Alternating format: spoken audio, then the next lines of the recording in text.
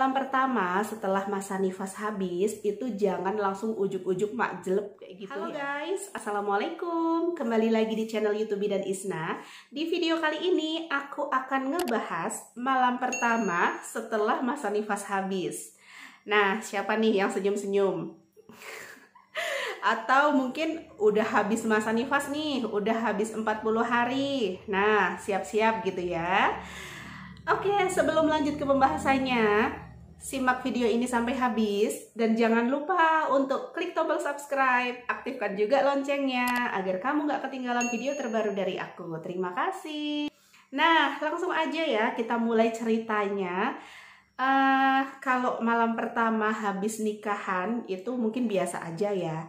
Tapi kalau malam pertama setelah masa nifas habis,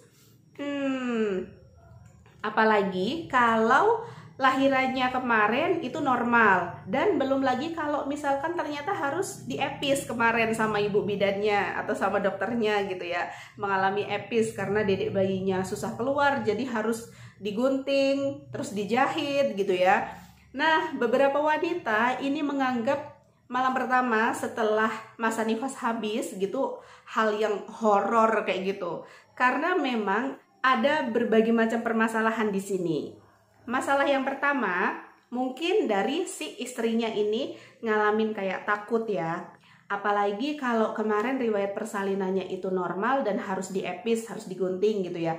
Mungkin akan mengalami kayak ketakutan tersendiri gitu. Aduh, nanti sakit apa enggak? Terus bisa robek lagi apa enggak gitu kan.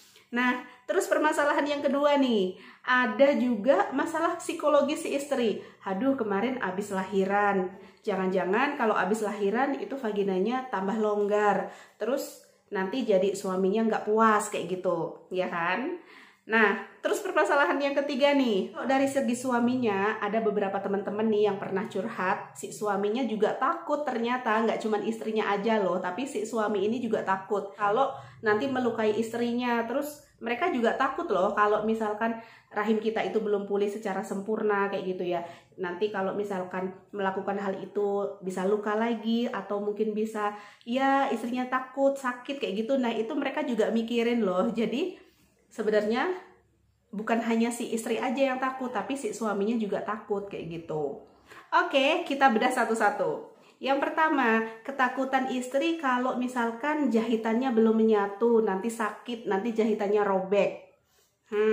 Jahitan pasca lahiran untuk persalinan normal biasanya akan sembuh dalam waktu 1-2 minggu. Sedangkan masa nifas itu biasanya habis 42 hari atau 6 minggu gitu ya. Jadi sebenarnya setelah habis 42 hari, normalnya memang jahitan itu sudah sembuh, sudah kering. Dan kalau jahitan itu sudah sembuh, sudah kembali seperti semula, vaginanya sudah kembali seperti semula, ketika melakukan hubungan seksual ya tidak akan robek lagi seperti itu. Kecuali apabila ketika kita masih mengalami rasa nyeri, kemudian ketika kita buang air kecil, kemudian dicebok itu masih ada rasa pedih, perih. Nah, itu perlu diperiksakan dulu. Mungkin ada yang belum menyatu atau mungkin jahitannya infeksi. Nah, kalau jahitan infeksi itu sembuhnya ya lebih lama lagi kayak gitu. Bisa lebih dari 2 minggu seperti itu. Jadi penting banget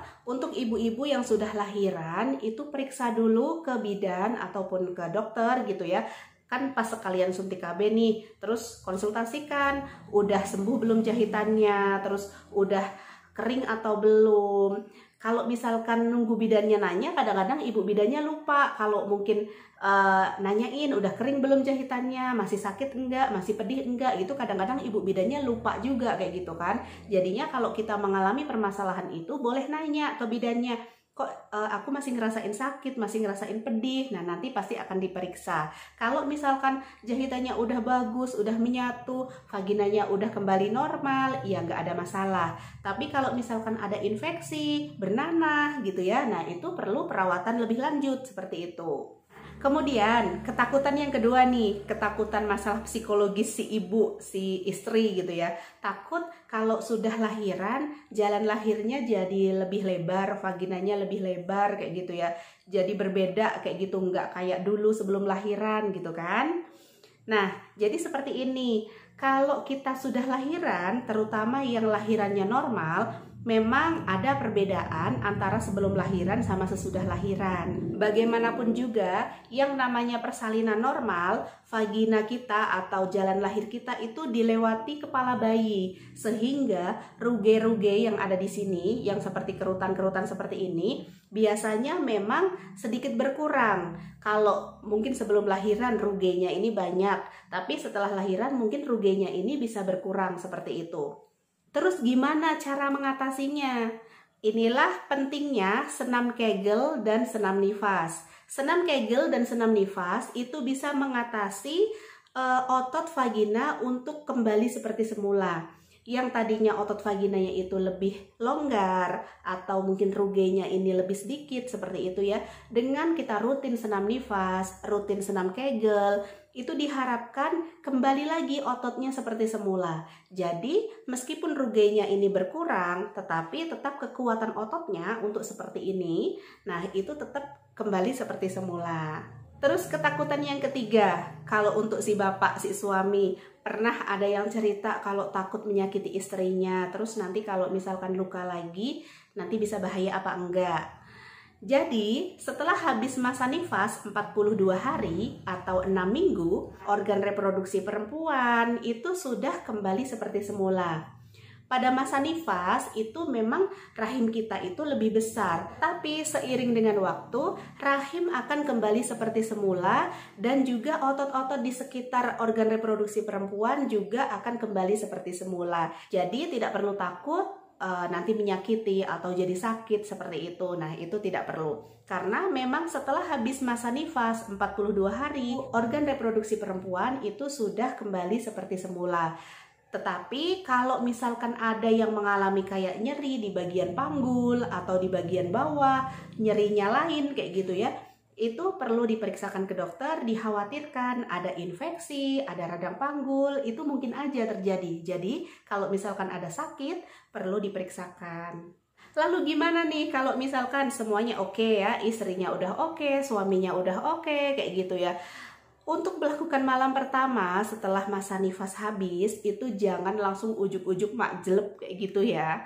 Karena memang yang namanya perubahan itu butuh waktu. Jadi kalau saran aku, yang pertama harus dipastikan dulu si istrinya, boleh cek sendiri di rumah, ceknya caranya dengan 2 jari seperti ini, dicek dulu, dimasukkan ke dalam. Kalau misalkan memang tidak terlalu sakit atau tidak terasa sakit sama sekali, berarti sudah siap untuk melakukan hubungan badan. Namun kalau misalkan dicek kok masih terasa sakit, masih pedih, diperiksakan dulu. Nah, terus untuk prosesnya ya tentu saja jangan itu tadi kata aku, jangan langsung tiba-tiba makjeleb kayak gitu ya, tetapi perlu komunikasi, pemanasan terlebih dahulu seperti itu ya. Jangan terus langsung aja ke menu utamanya kayak gitu, jangan. Karena bisa saja nanti lecet, luka kayak gitu kan, bukan luka karena jahitan, tapi luka lecet karena kurangnya pemanasan dan kurangnya pelumas alami dari sang istri itu tadi. Kemudian pilih juga waktu yang tepat, karena kalau misalkan kita sudah punya anak, sudah ada baby gitu ya, tentu saja waktu kita nggak hanya untuk pasangan kita aja, tetapi juga untuk anak. Terkadang ibu-ibu muda, pasangan muda ini sudah capek ngurusin anak, jangan mikir ke situ. Untuk tidur nyenyak itu aja udah alhamdulillah. Makanya penting banget untuk komunikasikan, saling berbagi waktu. Jadi jangan sampai istrinya capek, suaminya capek gitu ya. Kalau misalkan sama-sama capek, otomatis nggak bergairah lagi gitu ya, dan tidak bisa menikmati lagi seperti itu.